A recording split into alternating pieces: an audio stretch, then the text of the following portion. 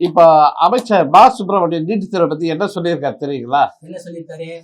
இந்த எதிர்கட்சி தலைவர், ஆமாங்க, எதிர்கட்சி தலைவர் எடப்பாடி பழனிசாமி இருக்கார்ல, ஆமா, அவர் வந்து என்ன சொல்லிக்கிறாரா, நீட் தேர்வை ரத்து செய்ய நாங்கள் குரல் எழுப்புவோம் போல காட்சி கொள்ளும் அதிமுக பொதுச் செயலாளர் எங்கள் முயற்சிக்கு உதவணும்ன்றார். யாரே சுப்பிரமணியன். நாங்களும் நீட் தேர்வு பத்தி தான் கேட்கிறோம், நீங்க கூட வந்து குரல் கொடுங்கன்னு.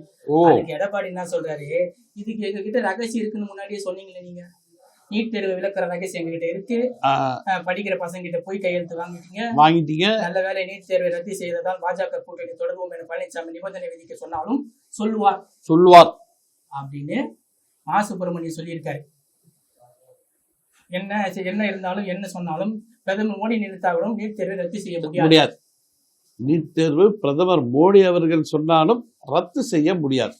யாரு சொன்னாலும் முடியாதுன்ட்டு ஏற்கனவே சொல்லிட்டாங்க. இவங்க வந்து இது நீட் தேர்வை வச்சு அரசியல் பண்ணி இருக்கிறாங்க. நாங்க வந்தா நீட் தேர்வை விலக்கிடுவோம், நாங்கள் இப்ப கையெழுத்து இயக்கம் பண்ணியிருக்கிறோம், மத்திய அரசுக்கு நாங்க வந்து அழுத்தம் கொடுப்போம்,